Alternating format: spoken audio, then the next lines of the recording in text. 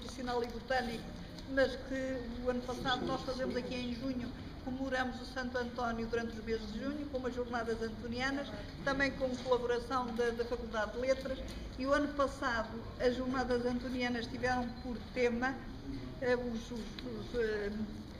as plantas medicinais dos conventos, e então nós plantámos aqui plantas medicinais.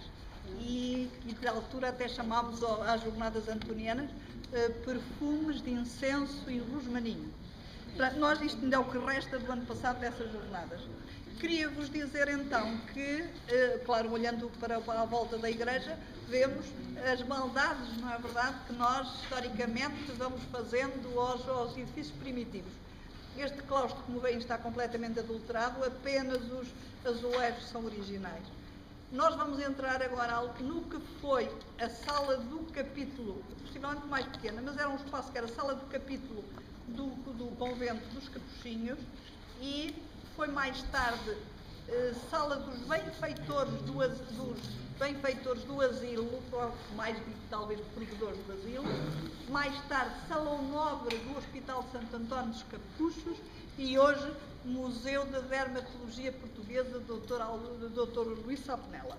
Bem, como vos digo, vamos entrar, são a maior parte médicos, portanto não ficam propriamente nem espantados, nem têm grande suscetibilidade relativamente ao que vamos ver, mas eu, quando há bocadinho vos dizia que era uma memória do Hospital do Desterro, há bocado referi-vos em São José que o Hospital do Desterro inicialmente era o hospital dedicado às doenças venéreas. Cada um destes hospitais, ao longo da sua vida, que foi em todos longa, este é o mais curta, mas que foi longa, cada um destes hospitais desenvolveu disciplinas médicas muito importantes, e cada um destes hospitais é conhecido em termos da sua história, da história dos hospitais e da medicina em Portugal. Este Santo António dos Capuchos tinha um grande serviço de neurocirurgia, ainda hoje tem um serviço que é uma referência nacional de hematologia. Foi Hospital Geral com urgência aberta durante determinado tempo. Sempre que se libertava da tutela do Hospital de São José, florescia numa ou outra disciplina. O Hospital do Desterro já viu cifrografia de neurologia. Bem, então recordam-se, já não preciso, muito obrigada, obrigadíssima. Mas já posso fechar? Já pode fechar, muito obrigada. Obrigada e até logo. O hospital, eu tinha-vos dito que quando abre o Hospital Real de Todos Santos, ou quando abre, ou pouco depois, o Hospital Real de Todos Santos abriu com uma casa apartada de todas as outras, que era a Casa das Bobas. Bem, a Casa das Bobas, a casa onde se tratavam doentes sifilíticos. Agora vamos para uma parte que eu acho que tem de ser confirmada, ainda os historiadores da história da medicina ainda estão a estudar isso, que é para se saber quando é que a sífilis apareceu no mundo, se ela sempre existiu. O que sabemos é que houve um grande surto no século XVI na Europa, e também vos disse que o Hospital Real de Todos Santos estava a lançar a primeira pedra em 1492. 1493 chega a Lisboa a armada de Cristóvão Colombo, vinda da América. Para os que pensam e que defendem que Cristóvão Colombo teria importado, teria trazido coisas muito boas, mas também a sífilis da América, o que é verdade é que no Hospital Real de Todos Santos, passado algum tempo, existia a Casa das Bobas. E um dos médicos, que foi diretor ou foi responsável por algum serviço do Hospital Real, e inclui também da Casa das Bobas, foi Rui Dias de Isla. Rui Dias de Isla e que escreve em 1539 um tratado contra o mal serpentino. O mal serpentino era um dos muitos nomes que era também dado à sífilis. Os espanhóis até chamavam a sífilis o mal português. Nós não vingávamos e chamávamos de sarna espanhola. E os espanhóis depois também chamavam mal francês, os franceses chamavam mal napolitano. Portanto, ninguém queria ser propriamente o padrinho de ficar com o bebê nos braços, não é?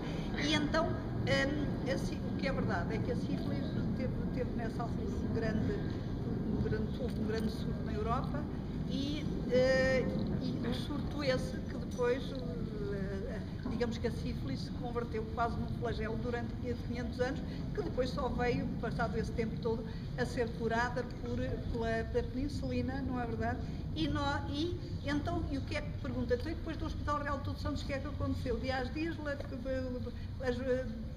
com a tal Casa das Bobas, obviamente que em 1765, quando vieram o serviço do Hospital Real, vieram também os doentes com doenças venéreas, com sifilíticos, foram instalados no Hospital de São José, mas quando o Hospital de São José vai anexar os conventos, o Hospital do Desterro é aquele que fica ligado ao internamento de doenças venéreas. E o que é verdade é que em 1897, 3 anos antes do princípio do século XX, tudo muda muito a forma de tratamento dos doentes no desterro, dos doentes sifilíticos, doentes com doenças venéreas. Porquê? Porque nessa altura, nesse ano, a administração do Hospital de São José vai pedir a um jovem médico, ou propor a um jovem médico, Tomás de Melbreiner, que se não se importava de dar continuidade a uma consulta que existia até essa altura no Hospital de São José, chamada moléstias sifilíticas e venéreas. Tomás de Melbreiner diz que sim, mas sugere que a consulta seja feita no Hospital do Desterro. Ora bem, era natural, se os doentes, as enfermarias dos sifilíticos e das doenças venéreas estavam lá, então a consulta fazia todo sentido ser no Desterro. E é aí que ele vai fazer a consulta. Aí tudo vai mudar, de certa forma, porque Tomás de Melbreiner, quando chega ao Desterro, diz: afinal fui eu que propus a São José vir para o Desterro, e aquilo, o Desterro não tem condições rigorosamente nenhumas. E ele até avançava mais, ele dizia: quando eu peço aos meus amigos para virem ter comigo, no Hospital de São José era fácil, mas quando lhe peço para virem ter comigo e digo que estou no Desterro, eles não sabem como é que me encontram. Eu até lhes sugiro o seguinte: toda a gente sabe onde é o Hospital de São José, então vão até São José e depois depois vão atrás do macarrão que vai deixando a carroça da comida, e quando entrar e depois vão encontrar um espaço, um grande porte, que à esquerda é o meu gabinete. E era assim. Era que ele dizia: vejam lá, eu quis vir para aqui, mas isto de facto não tem condições. Não tinha condições, mas ele vai tentar dar as condições possíveis não só para a sua consulta, que tinha milhares de doentes, especialmente homens, mas também muitas mulheres, e depois ele queixava-se a dado passo que dizia: eu vejo os doentes na consulta, mas depois do internamento, eu não sou propriamente diretor de nenhum internamento, e em 1905 a administração do Hospital São José vai nomear o diretor da enfermaria de Santa Maria Madalena. Ora bem, Santa Maria Madalena, estamos a ver em termos de Igreja Católica, da história da Igreja Católica, quem foi Santa Maria Madalena, não é?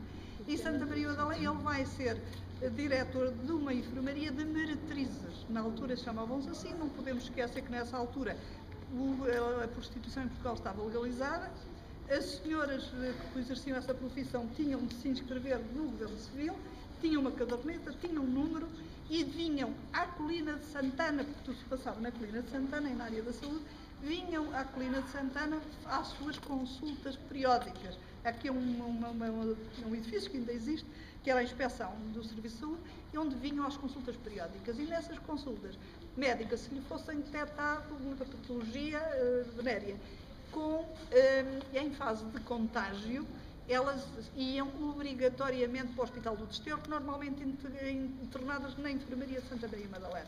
Aí iam encontrar então Tomás de Melbreiner, que, como deu algumas condições à sua consulta, também deu algumas condições, ou muitas condições, as possíveis, ao internamento e à sua enfermaria de Santa Maria Madalena.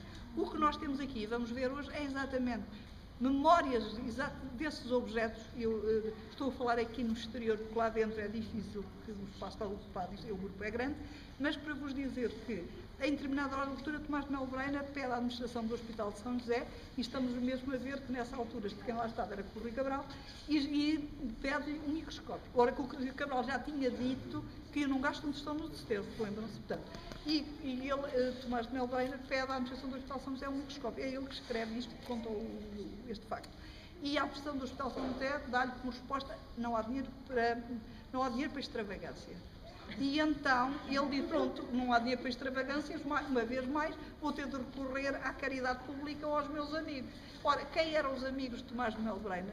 O rei Dom Carlos, com quem ele tinha passado a infância e a juventude, além do rei Dom Carlos, sabendo disto, dá um microscópio para o Hospital do Desterro de Tomás Manuel Breiner, que nós temos aqui o microscópio. Depois, além disso, ao lado do microscópio de Tomás Manuel Breiner, temos uma fotografia de um senhor que é Francisco Grandela. Francisco Grandela era um opositor de Dom Carlos, não é verdade? Era maçónico, republicano e além disso, um homem rico que tinha os armazéns Grandela. Mas era amigo de Tomás Manuel Breiner. Portanto, Tomás Manuel Breiner, embora dizendo-se um monárquico do sétimo estado, ele tinha relações de amizade em todas as fações políticas da altura. Concluindo, o Francisco Grandela, que terá dado indicação aos seus, na altura, caixeiros dos seus armazéns, para darem o que fosse preciso para o professor Tomás Melo Breiner para o seu Hospital do Desterro. Temos também alguns livros que são o que eu chamamos de livros de romances de cordel, escritos em francês, com o carimbo Hospital do Desterro e Enfermaria de Santa Maria Madalena. Ora bem, o que é que estavam ali a fazer os romances, que são muitos? Nós temos ali só alguns expostos, poucos, mas temos muitos. O que é que estavam ali a fazer? A informação que nós temos é que eram montados por Tomás de Melo Breiner. E também nós sabemos, através das fichas que nós neste momento já estamos a estudar das nossas doentes do Hospital do Desterro, desde meados do século XIX, e encontramos lá algumas, nas meretrizes, com o número de profissão, meretriz número tal, ou tolerada número tal, porque é de casas de tolerância. E o que é que vemos mais? Vemos que essas doentes tinham, portanto, para além disso, a maior parte delas eram portuguesas e outras eram espanholas. As espanholas tinham, por exemplo, umas fatiotas completamente diferentes das portuguesas, mais ricas, e nós, nos boletins de internamento, desses boletins de internamento, temos a história pessoal e clínica dos doentes, não é verdade? Neste caso, destas doentes, com umas vidas muito complicadas. E encontramos algumas espanholas, como já vos disse, e também temos algumas francesas. Ora, nós, andando um bocadinho para trás, há 100 anos, obviamente que as portuguesas internadas, metrizes internadas num hospital que era basicamente para pobres, nós não sabiam ler, não eram alfabetizadas. As espanholas também tenho alguma dúvida, mas as francesas talvez. E como os períodos de internamento eram muito longos e eram muito frequentes, porque nós depois, na documentação clínica dessas doentes, vemos que meretriz que viesse a uma consulta, a parte final da consulta, do impresso da consulta, era internamento. Portanto, muitos internamentos e muito longos, porque obviamente que elas saíssem daqui não eram tratadas nem se tratavam. Inclusivamente a própria Enfermaria de Santa Maria Madalena estava fechada à chave. Existia não só a Enfermaria de Santa Maria Madalena, existiam muitas outras. O Hospital do Desterro chegou a ter 200 camas de dermatologia, do que os chamaríamos de dermatologia, pronto. Mas esta história é quando se vem ao Hospital dos Capuchos, uma visita aos Capuchos, ia demorar aqui 2 horas ou 3, mas agora não podemos. Bem, não queria deixar de falar de Tomás Melo Breiner, do Hospital do Desterro também, e também quem é que vai substituir? Ele morre em 1933, é substituído naturalmente, hoje não sei se seria assim, mas naturalmente pelo médico mais qualificado do seu serviço, Luís de Sá Penela, e Luís de Sá Penela, que já não é entendido pelos seus contemporâneos como a figura humanista de Tomás de Melo Breiner, e de grande humor de Tomás de Melo Breiner, como também grande humor, era um homem fantástico, e um cosmopolita, como dizia Sousa Martins. Encontrei agora um secretário, uma vez num congresso internacional, encontrei um secretário que me acompanhou no último congresso, que foi o melhor secretário que eu já encontrei. Está bem em todos os ambientes, e tem muito humor e fala todas as línguas. Era Tomás de Melo Breiner. Depois, Luís de Sá Penela já não é entendido como esta figura cosmopolita de Tomás de Melo Breiner, era já o homem, também estávamos no tempo, era já o homem que estava, o médico que estava ao microscópio quase que o tempo todo, foi um homem muito ligado à histologia, e nós temos aqui muitas lâminas e muitos relatórios dos exames histológicos que ele fazia. Mas Tomás de Melo Breiner e Luís de Sá Penela foram professores da Faculdade de Ciências Médicas, e o Luís de Sá Penela, enquanto professor e com muitos alunos que passavam pelo Desterro, ele vai mandar fazer nos doentes internados no Hospital do Desterro, vai mandar fazer figuras de cera e estas figuras de cera são o quê? É um método de ensino e o continuar na posteridade a conhecer e a termos imagens de casos clínicos dessa altura. Portanto, eles detectavam determinados casos clínicos que devia ser estudado, devia ser passado e ensinado aos mais novos, e então eles, com uma ligação com a Escola de Belas Artes de Lisboa, ele vai, e os professores e alunos vão ao Hospital do Desterro, e é molde direto sobre o homem vivo, doente do Hospital do Desterro, que nós temos aqui. Neste momento são 266 figuras de cera que representam essa patologia dermatológica, muitas sífilis, muitas doenças infectocontagiosas, mas também outra patologia, e que são, digamos assim, a parte fundamental, o mais importante deste conjunto que nos vou mostrar agora. Não sabemos bem, ainda estamos a tentar descobrir isso. Como ainda hoje, e sempre acho eu, a dermatologia vive muito da cor, da pele, das lesões da pele, os moldes diretos, depois, o que é que isso fazia? Protegia-se a lesão, depois fazia-se sobre a lesão do doente um molde em gesso. No negativo do gesso derramava-se uma mistura de ceras que tinham de ser uns grandes especialistas, uns artistas a fazer isso, porque está ali a cor e a tonalidade do tom de pele de cada um dos doentes, e depois, possivelmente, pintores da fábrica de Vista Alegre vinham fazer, junto também do doente, no próprio Hospital do Desterro, a pintura das lesões para ser o mais próxima da realidade e do doente. Muitos escultores e artistas plásticos que visitam esta coleção dizem-nos que nunca viram nada tão hiperrealista. Alguns até dizem, andamos nós com a mania do hiperrealismo, ora não há nada mais hiperrealista e de grande qualidade que nós temos aqui e temos estas peças. A coleção é única em Portugal com esta dimensão, com as tais 266 peças. Já tive algum restauro, eu penso que ela agora está mais ou menos bem aqui, vamos ver. E não queria deixar também de vos dizer o seguinte: há sempre alguém que resiste. Em 2007 o Hospital do Desterro é desmantelado, digamos assim, e um médico dermatologista vai fazer possíveis, e gostava muito de Tomás Mel Brainer, gostava muito desta coleção, estudou-a muito, e então se chamava João Carlos Rodrigues, ele infelizmente morreu novo, ele já não viu aqui a coleção completa, e o que é verdade é que ele pede às pessoas que trabalhavam com ele para encaixotar tudo e mais alguma coisa do desterro e da parte da dermatologia, para trazer, para salvar, para vir aqui. Como o serviço veio para os capuchos, veio esse material para os capuchos, teve espalhado aí em alguns locais e depois finalmente nós conseguimos juntar tudo aqui neste espaço. Vamos passar por lá, que é para depois seguir a nossa viagem, que está sendo atrasado.